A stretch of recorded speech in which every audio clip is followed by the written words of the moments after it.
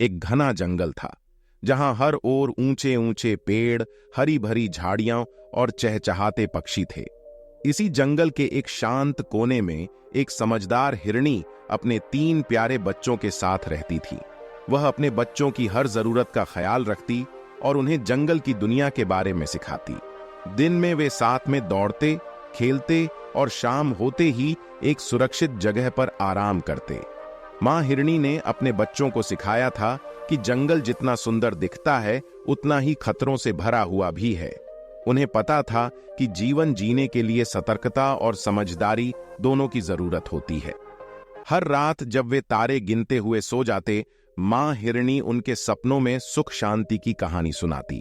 लेकिन उन्हें क्या पता था कि जल्द ही उनका यह शांतिपूर्ण जीवन बदलने वाला है।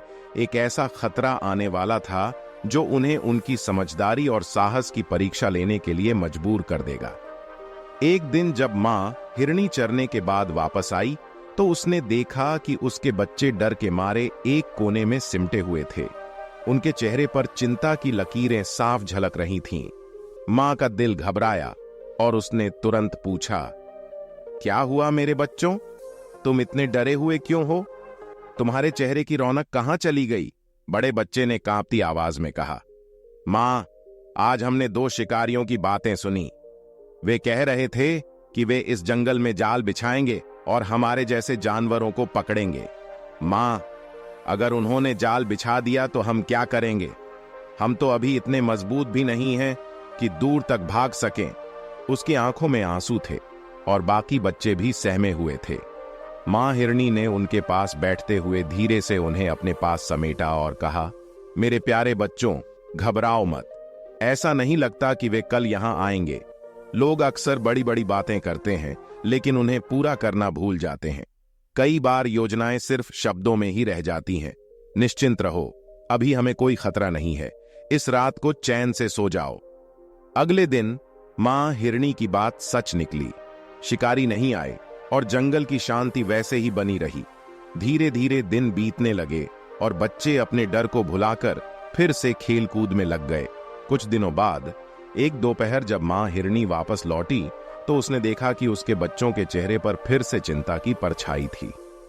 सबसे छोटे ने आंखों में भय के साथ कहा, मां, आज हमने फिर से उन शिकारियों की बातें सुनी। इस बार वे कह रहे थे कि वे और भी लोग लाएंगे और इस बार उनका जाल बड़ा होगा। मां, क्या हमें अब यह जगह छोड़ देनी चाहिए? मां हिरनी ने अपने बच्चों की ओर देखा और हल्की मुस्कान के साथ बोली, मेरे बच्चों, घबराओ मत। मुझे नहीं लगता कि वे कल आएंगे। जब लोग दूसरों पर निर्भर रहते हैं तो उनके काम में अक्सर देरी हो जाती है। वे जितने भी बड़े बड़े दावे करें, अगर वे खुद आगे नहीं बढ़ते तो उनके कदम रुक जाते हैं। इसीलिए अभी तुम चिंता मत करो, सब कुछ ठीक रहेगा। और एक बार फिर अगले दिन कोई शिकारी नहीं आया। दिन हफ्तों में बदल गए और इस दौरान छोटे हिरण धीरे धीरे मजबूत और आत्मविश्वासी होते चले गए। वे फिर से अपनी मां के साथ खुशहाल जीवन बिताने लगे, जंगल की हरियाली में खेलते और उछलते कूदते। लेकिन फिर एक दिन जब मां हिरनी जंगल से वापस आई तो उसने अपने बच्चों के चेहरों पर डर की गहरी छाया देखी। वे सभी बेचैनी से इधर उधर टहल रहे थे। उन्होंने कहा, मां, इस बार शिकारी बहुत गंभीर और गुस्से में दिख रहे थे। वे कह रहे थे कि अब और देरी नहीं होगी। उन्होंने कहा कि कल वे खुद आएंगे और जाल बिछाएंगे। मां हिरनी का चेहरा गंभीर हो गया। उसने गहरी सांस ली और कहा, मेरे बच्चों, इस बार मामला अलग है। जब कोई इंसान खुद अपने काम की जिम्मेदारी लेता है तो वह उसे पूरा जरूर करता है। अब हमें यहां एक पल भी नहीं रुकना चाहिए।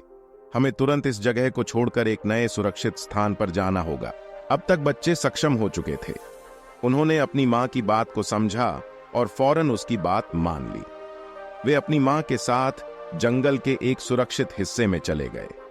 अगले दिन, जैसा कि मां हिरनी ने भविष्यवाणी की थी, शिकारी जाल लेकर आए। लेकिन तब तक हिरण परिवार ने नया ठिकाना बना लिया था और शिकारी खाली हाथ लौट गए। कहानी से सीख, हमारे जीवन में जो लोग हमेशा दूसरों पर निर्भर रहते हैं, उनके काम में अक्सर देरी होती है और वे अधूरे रह जाते हैं। सच्ची सफलता तब मिलती है जब हम खुद जिम्मेदारी लेकर कार्य करते हैं। मदद लेना गलत नहीं है, लेकिन महत्वपूर्ण कार्यों के लिए केवल दूसरों पर निर्भर रहना निराशा ला सकता है। ठीक हिरणी की तरह हमें यह पहचानना चाहिए कि कब हमें खुद कदम उठाने की जरूरत है। यदि आपके जीवन में कोई सपना या लक्ष्य है तो दूसरों का इंतजार न करें। पहला कदम खुद उठाएं और सफलता निश्चित रूप से आपके पास आएगी।